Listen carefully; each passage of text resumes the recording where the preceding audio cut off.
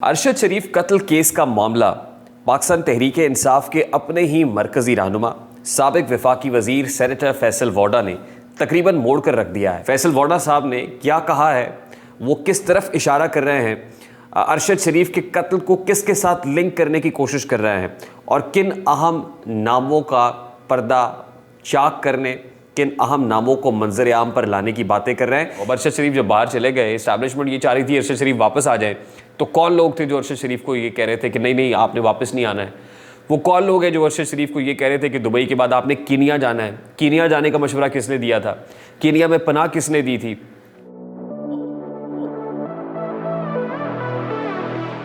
अस्सलाम वालेकुम मेरे सादा से पाकिस्तानियों, मेरा नाम रेहान तारिक है और आप मेरा यूट्यूब चैनल और फेसबुक पेज देख रहे हैं। अरशद शरीफ कत्ल केस का मामला पाकिस्तान तहरीक इंसाफ के अपने ही मरकजी रहनुमा साबिक वफाकी वजीर सेनेटर फैसल वोडा ने तकरीबन मोड़ कर रख दिया है। इस सारे मामले के अंदर एक टर्न उस वक्त आ गया है जब गुज़श्ता रात फैसल वोडा साहब की जानिब से एक तहलका खेज़ प्रेस कॉन्फ्रेंस की गई और आज वो प्रेस कॉन्फ्रेंस का वो बेश हर अखबार, हर मीडिया आउटलेट की ज़ीनत बनी हुई है। फैसल वोडा साहब ने क्या कहा है, वो किस तरफ इशारा कर रहे हैं, अरशद शरीफ के कत्ल को किसके साथ लिंक करने की कोशिश कर रहे हैं और किन अहम नामों का पर्दा चाक करने, किन अहम नामों को मंजर आम पर लाने की बातें कर रहे हैं, ये सब कुछ आज के इस व्लॉग में आपके सामने रखेंगे। सबसे पहले ये अंडरस्टैंड करने की ज़रूरत है कि फैसल वोडा कौन है।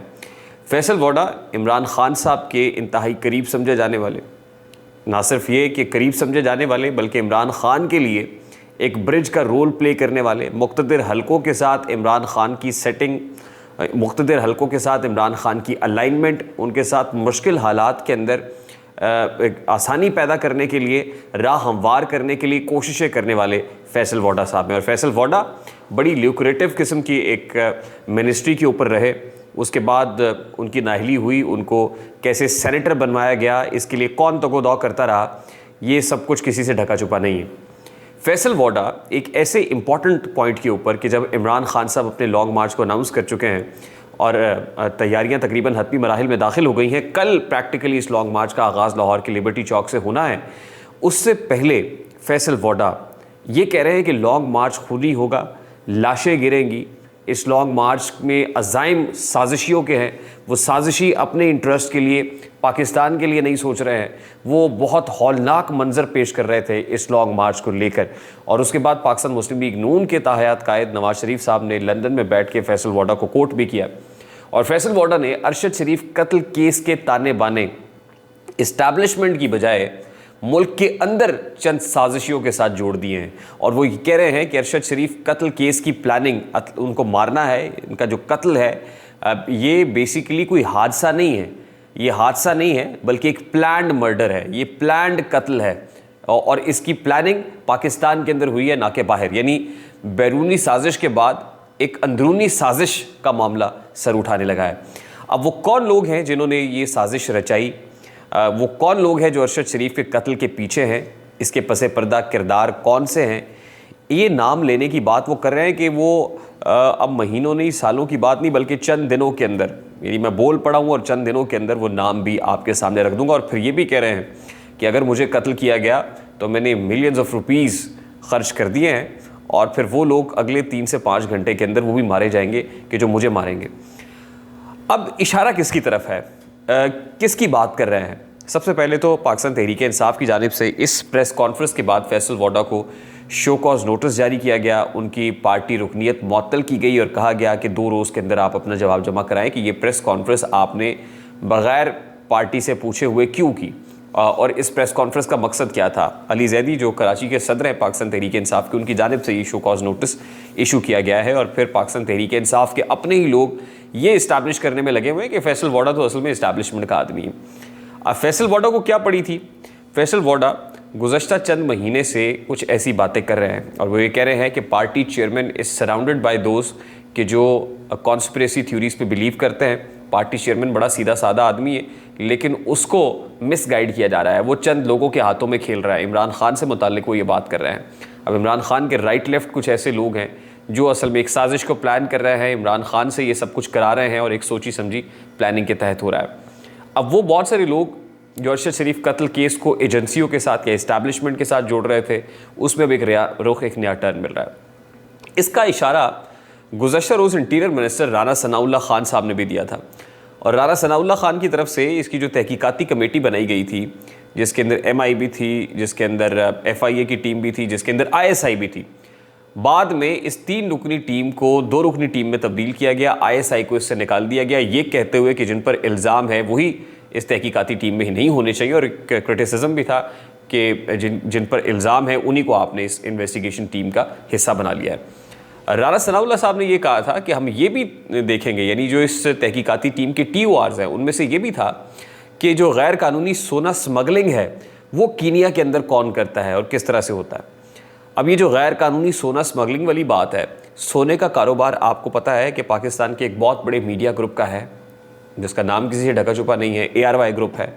और ARY को लीड कौन करता है? सलमान इकबाल साहब, जो CEO भी हैं ARY डिजिटल के। तो सलमान इकबाल साहब के साथ दरपर्दा, यानी कहा नाम नहीं लिया लेकिन लिंक किया है। अब फैसल वोडा ने गुज़श्ता रोज़ जब ये कहा कि कुछ लोग, कुछ सियासी हैं, कुछ गैर सियासी लोग हैं, कुछ लोगों का ताल्लुक़ पाकिस्तान तहरीक इंसाफ से है, कुछ पाकिस्तान तहरीक इंसाफ के बाहर से है। अब जब पाकिस्तान तहरीक इंसाफ के अंदर के लोगों की बात कर रहे हैं तो उससे अंदाज़ा हो जाता है कि इससे पहले ARY पर बयान किसने दिया, ARY पर दिए गए बयान को कहाँ प्लान किया गया, ARY पर इदारा मुखालिफ बयान में कौन कौन लोग मुलव्विस थे। इशारा तो मिल रहा है कि वो साजिशी कौन है जो इससे पहले भी प्लानिंग्स करते रहे हैं। फिर अरशद शरीफ को जब बाहर भेजा गया तो ख़ुद मुराद सईद साहब उनको पेशावर एयरपोर्ट पर छोड़ के गए थे, और पेशावर एयरपोर्ट से वो दुबई रवाना हो गए। फिर दुबई जब वो पहुँचे तो फैसल वोडा अपने स्टेटमेंट में ये कहते हैं कि दुबई से हुकूमत ने अब डिप्लोमेटिकली उनको वहाँ से निकाला नहीं है, बेदखल नहीं कराया, बल्कि क्योंकि पासपोर्ट एक्सपायर हो गया था तो उन्हें दुबई को छोड़ना ही था। और फिर ये जो एक डिस्कनेक्ट किया जा रहा है, डिस्ट्रैक्ट करने की कोशिश की जा रही है कि वो लंदन चले गए, तो लंदन भी नहीं गए थे बल्कि वो कीनिया गए थे, और कीनिया जाने पर मजबूर किया गया था अरशद शरीफ को, क्योंकि अरशद शरीफ पाकिस्तान में आना चाहता था, इस्टेब्लिशमेंट के साथ उनका राब्ता था, एक पॉजिटिव कॉन्टेक्ट था, मस्बत ताल्लुक़ था, और मस्बत ताल्लुक़ की बुनियाद पर इस्टेब्लिशमेंट से तो ये बात हो गई। तो इस्टेब्लिशमेंट तो ये चाहती थी अरशद शरीफ पाकिस्तान वापस आ जाए, लेकिन कुछ लोगों ने अरशद शरीफ को असल में उनकी ब्रेन वॉशिंग की, उनको मिसगाइड किया और कीनिया पहुंचाने के लिए एक रास्ता तैयार किया गया। अब कीनिया के अंदर 2 किरदार बड़े इंपॉर्टेंट हैं। एक किरदार वो है जो अरशद शरीफ साहब के ड्राइवर थे, यानी खुरम साहब जो गाड़ी को ड्राइव कर रहे थे उस वक्त कि जब गाड़ी पर हमला हुआ।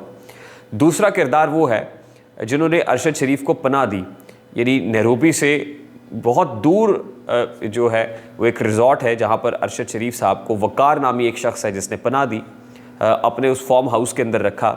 वहाँ तक पहुँचना, वहाँ की एक्सेस देना, बिल्कुल अंडरग्राउंड करना, ये भी किसी आम आदमी का काम नहीं है, आसान काम नहीं था जो किया गया। अब ये 2 लोग, इनसे इंटेरोगेशन इन्वेस्टिगेशन बढ़ी, और फिर वो ये कहते हैं कि वकार साहब ही वो शख्स हैं जिनकी जानिब से अरशद शरीफ की मैयत को लहतो लाल, मतलब फौरी तौर पे उजलत के अंदर जो है वो पाकिस्तान वापस भिजवाया गया। अब वकार कहाँ हैं और खुरम कहाँ हैं? ये दोनों प्रैक्टिकली तो अंडर पुलिस कस्टडी होने चाहिए थे, लेकिन दोनों पुलिस कस्टडी में नहीं हैं। जो वकार साहब हैं उनसे मुताल्लिक एक और इन्वेस्टिगेटिव जर्नलिस्ट हैं, उन्होंने तहकीकात की तो पता चला कि वकार का भी और खुरम का दोनों का ताल्लुक़ कराची से है, और जो वकार साहब हैं वो वहाँ पर काम ही ये करते हैं कि वो हट्स वगैरह बनाते हैं और फिर उनको रेंटल बेसिस के ऊपर देते हैं। कराची से इनका ताल्लुक़ है, ये बिजनेसमैन है। और फिर उन्होंने एक फायरिंग रेंज बनाई हुई है कि जहाँ पर जो सिक्योरिटी पर्सनल्स हैं वो आते हैं अपनी शूटिंग स्किल्स को बेहतर करने के लिए, उन्हें एक स्पेस प्रोवाइड की जाती है और ट्रेनिंग वहाँ पर होती है। यानी इनका ताल्लुक़ जो है वो असलहे से भी अच्छा खासा है। और फिर कल जब कीनियन पुलिस का एक स्टेटमेंट सामने आया जिसको चेंज किया गया, यू टर्न है इनिशियल स्टेटमेंट से, वो ये है कि फायरिंग गाड़ी के अंदर से भी हुई है, यानी एक काइंड ऑफ रिटेलिएशन गाड़ी के अंदर से भी हुई है। और फैसल वोडा साहब ने कल ये स्टेटमेंट दिया कि जिस रेंज से अरशद शरीफ को कत्ल किया गया बड़ी शॉर्ट रेंज है, और ज़ाहिर लॉन्ग रेंज में इतना टारगेटेड अटैक और जिस अंदाज में गोली लगी है सर पे, ऐसा पॉसिबल नहीं है। तो ये गाड़ी के अंदर से भी फायर हो सकता है, यानी खुरम जो गाड़ी ड्राइव कर रहा था, और फिर हमने देखा भी कि ड्राइविंग सीट के ऊपर तो कोई ऐसा निशान तक मौजूद नहीं था, या ड्राइवर को तो कोई ज़ख्म तक नहीं पहुंचा, और अरशद शरीफ साहब मारे गए।